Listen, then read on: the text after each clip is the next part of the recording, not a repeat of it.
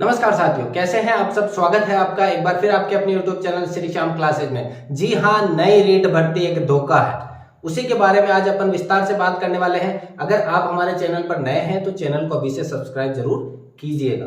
मैं आज आपको वो कारण बताने वाला हूं कि ये जो नई रीट भर्ती है वो सिर्फ और सिर्फ छात्रों के साथ धोखा क्यों है, उस धोखे से बचने के लिए आपको क्या क्या करना चाहिए, उनके बारे में मैं विस्तार से आपसे चर्चा करने वाला हूं। तो प्लीज आपसे निवेदन है, वीडियो के लास्ट तक बने रहिएगा। चलिए शुरू करते हैं आज की क्लास। जी हाँ साथियों, नई रीट एक धोखा है, उसी के बारे में अपन बात करेंगे कि नई रीट धोखा क्यों है, क्यों आपको अपने पथ से, अपने रास्ते से भटकाने की कोशिश कर रही है ये सरकार, क्यों आपको बड़े बड़े कोचिंग संस्थान अपने तरफ बुलाना चाहते हैं, उन सभी बिंदुओं पर अपन बात करेंगे। तो चलिए शुरू करते हैं आज की क्लास। सबसे पहले देखिए, नई रीट जो भर्ती है वो वास्तव में एक धोखा है। वो धोखा फैलाया है बड़ी बड़ी कोचिंग संस्थाओं ने, जो अभी के समय खाली पड़ी कोचिंग संस्थाएं हैं उनको भरने के लिए उन्होंने एक भ्रांति फैलाई है सोशल मीडिया के ऊपर कि नई रीट भर्ती है, 34,000 की नई रीट भर्ती आने वाली है। क्या वो सरकार जो पिछले 4 सालों में एक पूरी भर्ती नहीं करवा सकी, वो 1 साल में 2 बार रीट करवा पाएगी? आप सोच के देखो, क्या ऐसा संभव है? कदापि संभव नहीं है। हो सके तो क्या पता 10% चांस है कि पात्रता का एग्जाम पहले हो जाए, लेकिन मेंस का एग्जाम चुनाव से पहले कदापि ऐसा संभव नहीं है। आप सोच सकते हो 5 सालों के अंदर जो एक भर्ती नहीं करवा पाई लेवल सेकंड की, वो क्या खाक करवाएगी 1 साल के अंदर 2 रीट की? तो देखिए प्रमुख बिंदु, ये सब बड़ी बड़ी कोचिंग संस्थाओं की भ्रांतियां फैलाई है सोशल मीडिया पर। वो पोस्ट पे पोस्ट कर रहे हैं कि 34,000 की वैकेंसी आ गई। कई ऐसी है संस्थाएं जिन्होंने जैसे ही 34,000 की करी, उन्होंने हाथों हाथ पात्रता के बैच शुरू कर दिए कि फलानी तारीख से पात्रता के बैच। अरे भाई साहब, उसके तहत तक तो जाओ।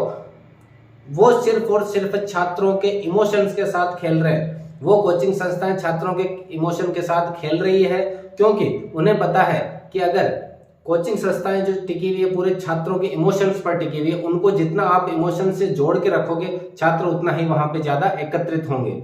वो आपका माइंड वॉश कर रहे हैं, बड़ी बड़ी कोचिंग संस्थाएं माइंड वॉश कर रही है आपका कि इस प्रकार से ये भर्ती आएगी, आप हमारे यहाँ आइए, तैयारी कीजिए। अगर हम हमारे यहाँ नहीं आ सकते तो कोर्स लीजिएगा, 5,000 10,000 का कोर्स लीजिएगा।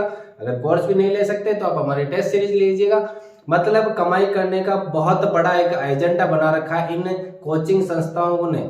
अगर मैं कोचिंग संस्थाओं की जगह अगर कहूं, एक बिजनेस खड़ा किया है इन्होंने अपना। और अगर आप समझते हो बिजनेस जो खड़ा करता है वो कभी भी अपने बिजनेस में घाटा सहन नहीं करेगा, वो कभी भी अपने बिजनेस में घाटा सहन नहीं करेगा। और ये बिजनेसमैन जो है वो पैसे कमाना चाहते हैं, चाहे वो सीधे तरीके से कमाए चाहे उल्टे तरीके से कमाए, उनको सिर्फ और सिर्फ पैसों से मतलब है। छात्र के इमोशंस के साथ, छात्र की जो पिछले सालों की जो मेहनत है उनसे उनको कोई मतलब नहीं है। वो सिर्फ और सिर्फ बात किसमें करेंगे? पैसों से करेंगे, उनको इमोशन से कोई मतलब नहीं है। देखिएगा, टेस्ट सीरीज बेचनी है उनको, 34,000 की लाइन कोच, क्या पता, देखिएगा क्या पता शिक्षा मंत्री जी ने जो बात कही है 34,000 की, वो कोचिंग संस्थाओं के कहने पर कही हो कि बात हो, बड़ी बड़ी कोचिंग संस्थाओं के मिलते रहते हैं, वो कहे कि शिक्षा मंत्री जी आप तो ऐसे कीजिए, हमारी कोचिंग संस्थाएं खाली है, आप तो एक लाइन कह दीजिए कि नई रीट आने वाली है, और उन्होंने कह दिया तो। लेकिन उसकी सच्चाई तक नहीं गए कि नई रीट की घोषणा करी है। क्या अभी ये रीट का रिजल्ट बाकी है, इसकी ज्वाइनिंग बाकी है? 45 दिनों का आपने कह दिया, आपके कहने से ज्वाइनिंग नहीं हो पाएगी, क्योंकि अभी और प्रक्रिया जाएगी आगे, लंबी से लंबी होती जाएगी। तो ये जो 34,000 क्या पता कोचिंग को कहने।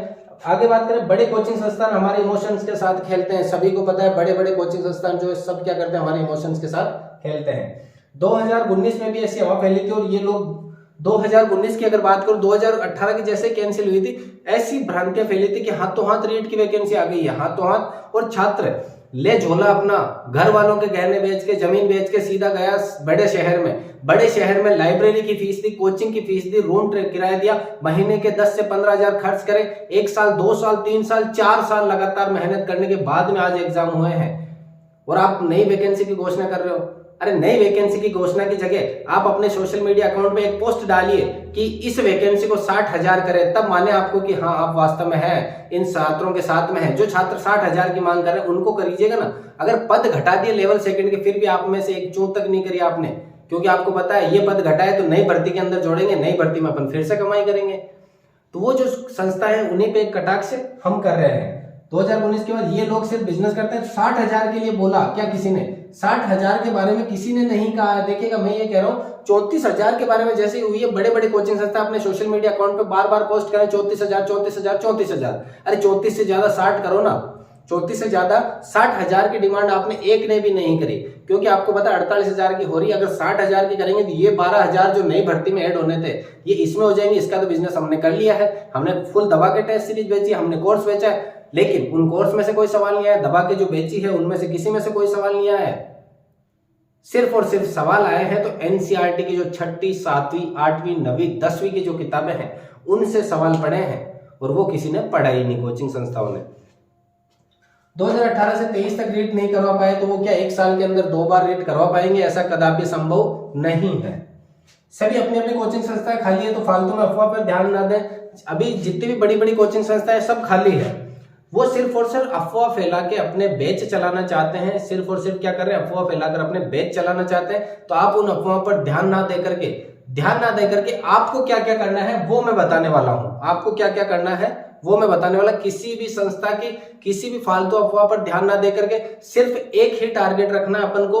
अभी के समय सिर्फ एक टारगेट, रीट संस्कृत डिपार्टमेंट में जो रीट की वैकेंसी आने वाली है उसके ऊपर पूरा का पूरा फोकस रखना है। 34,000 को माइंड से निकाल दो, अपने को कोई मतलब नहीं। 34 आए 40 आएगी जब देखी जाएगी। जिनकी पात्रता हो रखी उनकी बात कर रहा हूं, और जिनकी पात्रता नहीं हो रखी उनके लिए पहले मौका दिया जाएगा कि आप पात्रता क्लियर कीजिएगा। पहले मौका दिया जाएगा आपको कि आप पहले क्या करो? पात्रता क्लियर करो, उसके बाद मेंस की तरफ पहुंचो। तो जो छात्र है उनसे यही कहूंगा कि 34,000 को अपने माइंड से निकाल देना है। 34,000 की कोई बात पे ध्यान नहीं देना है, नई वैकेंसी पे कहीं पे भी कोई ध्यान नहीं देना है। न तो आने वाली है न आएगी। आपको मैं लिख के दे देता हूं, अगर एग्जाम होंगे तो पात्रता हो सकती है होने को। तो जो अभी जो रीट में बैठे हैं उसके सबके पात्रता क्लियर है, तो उनको कहीं घबराने की जरूरत नहीं है। जो नए छात्र हैं वो पात्रता की तैयारी किस प्रकार करेंगे उसके बारे में मैं आगे बताने वाला हूं। संस्कृत डिपार्टमेंट की भर्ती के ऊपर आपको पूरा का पूरा फोकस रखना है। अभी अपन को सिर्फ और सिर्फ एक सीट पे मतलब रखना है। 34,000 के तेल लेने, 48,000 के तेल लेने, सिर्फ एक सीट पे मतलब रखना है अपन को। इस रीट की भर्ती में हो जाए, पुरानी जो अभी एग्जाम हुआ है हो जाए तो सबसे बढ़िया, नहीं हो तो संस्कृत डिपार्टमेंट की एक पोस्ट पे नजर रख लेनी है अभी से। सॉरी, सबसे पहले अभी यही काम करना है। कोई वैकेंसी नहीं है तो अभी सिर्फ और सिर्फ अपने सब्जेक्ट पे ध्यान दो, सब्जेक्ट को मजबूत करो। किसको करो? सब्जेक्ट को मजबूत करो। अभी के समय सिर्फ अपना सब्जेक्ट पे ध्यान दो। जिनके मैथ साइंस है वो मैथ साइंस पे ध्यान दो, क्योंकि अभी देखा होगा मैथ्स इतने टफ आई है। जो बायोलॉजी वाले छात्र वो मैथ्स के 20 से ज्यादा सवाल अटेंड ही नहीं कर पाए, और जो मैथ्स वाले हैं वो बायोलॉजी अटेंड नहीं कर पाए। तो आपको क्या करना है? दोनों सब्जेक्ट, अगर आप मैथ से हो तो बायो पे ध्यान दो, बायो के हो तो मैथ्स पर ध्यान दो, और अगर आर्ट्स से हो तो अपने सभी सब्जेक्ट को मजबूत करो। जो आपका सब्जेक्ट है परमानेंट उसको क्या करना है? आपको स्ट्रॉन्ग करना है। यही वो टाइम है जब आप फ्री बैठो। जब वैकेंसी आ जाएगी तो आपसे नहीं होगा, फिर तो ये रहेगा कि क्या पढ़ो क्या ना पढ़ो, क्योंकि सिलेबस बहुत बड़ा है रीट मेंस का। आपकी बात एनसीईआरटी की बुक्स पर फोकस करो। अभी के समय जो जितने भी रीट मेंस में जितने भी सवाल आए हैं सब के सब एनसीईआरटी की बुक से आए। 6ठी 7वीं 8वीं 9वीं 10वीं एनसीईआरटी का सार पढ़ना है आपको। उन सार को छोटे छोटे बिंदुओं में नोट कर लेना है। अंडरलाइन करो तो अंडरलाइन कर लेना है, एक जगह लिखो तो एक जगह लिख लेना है, ताकि जब लास्ट में दोबारा पढ़ो। एक बुक को आप 6ठी क्लास की को पढ़ते हो मात्र 10 दिन में, तो जब दोबारा उसको पढ़ोगे तो 2 या 3 दिन में हो जाएगी, लेकिन तीसरी बार पढ़ोगे तो 1 दिन में। लेकिन जब एग्जाम टाइम में पढ़ोगे तो आप आधे 1 घंटे में वो बुक पूरी कर सकते हो। तो उस प्रकार से अपन को पढ़ाना है। जो आपसे शॉर्ट नोट्स बनते हैं उनको शॉर्ट में बनाना है। एनसीईआरटी की बुक की मैं बात कर रहा हूं। उसके अगला कट ऑफ पर ध्यान नहीं देना। देखो बहुत वीडियो देख लिए अपन ने कट ऑफ के, कट ऑफ। राजस्थान में क्या चल रहा है? सिर्फ कट ऑफ चल रहा है, क्योंकि रीट जो भर्ती है राजस्थान का उत्सव कहलाती है, विद्यार्थियों का उत्सव। कुंभ का मेला कह सकते हैं। कुंभ का मेला कितने साल बाद आता? 12 साल, लेकिन ये पिछले 5 साल बाद आई है लेवल 2 की भर्ती। तो ये विद्यार्थियों के लिए एक उत्सव का माहौल था। क्या था? विद्यार्थियों के लिए उत्सव का माहौल था। उस उत्सव के माहौल में आपने एग्जाम दिया, माइंड कैसा था उस समय, क्या परिस्थिति थी, घर वालों का प्रेशर था, रूम में जगह सही नहीं मिली, बैठने की व्यवस्था सही नहीं थी, जाने का सफर सही नहीं था, क्या पता एग्जाम उसकी वजह से आपके कुछ मार्क्स कम पड़ रहे हो, तो उन सबको नेग्लेक्ट करना है। कट ऑफ आपने देख ली, आपको लगा कि सिलेक्शन हो सकता है तो डॉक्यूमेंट तैयार कीजिएगा। अगर आपको लगे नहीं हो सकता तो संस्कृत डिपार्टमेंट में आपका स्वागत है, लेकिन अभी से कट ऑफ पर ध्यान देना बंद कीजिएगा।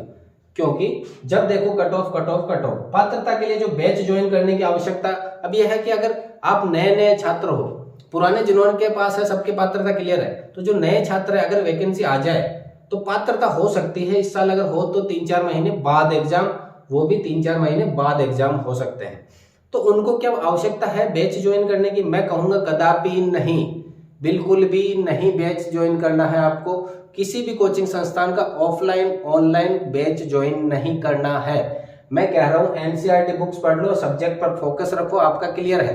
क्योंकि यहाँ नेगेटिव मार्किंग नहीं है, नेगेटिव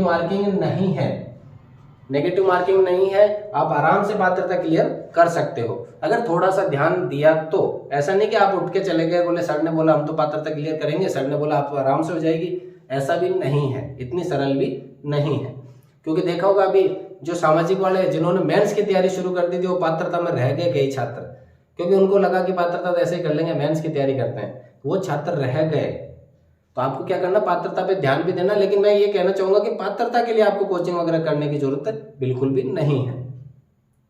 5-10 हजार के कोर्स पात्रता के लिए, जो 5,000 10,000 कोई आपकी छोटी कोचिंग संस्थान तो 1000 में अपने टेस्ट सीरीज दे रहे हैं। अरे भाई साहब आपने देखा होगा कुछ चैनल ऐसे हैं जब उन्होंने कहा था कि संदीप माहेश्वरी का चैनल डिमोनेटाइज है या फिर मेरा है, हम कभी भी मोनेटाइज नहीं करेंगे।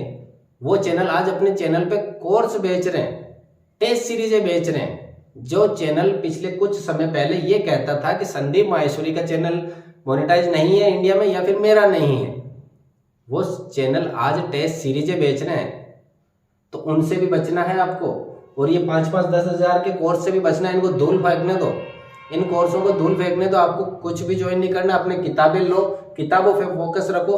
क्योंकि अभी जो रेट का मेंस का एग्जाम हुआ ना, जितने भी कोचिंग संस्थान है कहीं से कोई सवाल नहीं आया है, कहीं से भी कोई भी सवाल नहीं आया। टीचिंग मेथड का कोई सवाल नहीं है, साइको का कोई सवाल नहीं है, कंप्यूटर का कोई सवाल नहीं है, और वो कहते हैं कि जीके के सवाल हमारे से आए। अरे जीके का लेवल तो ऐसा आया था कि आप पूछो ही मत। वो एक जीके का लेवल आप जो पहली बार तैयारी करने बैठे हैं उन सबके सही हुआ है, तो जीके की तो आप बात ही ना करें तो अच्छा है। सब्जेक्ट की अगर मैं बात करना चाहूँ, साइंस के विज्ञान के जो प्रश्न है कहाँ से आया बता दो किसी कोचिंग से, 50% से ज्यादा है क्या?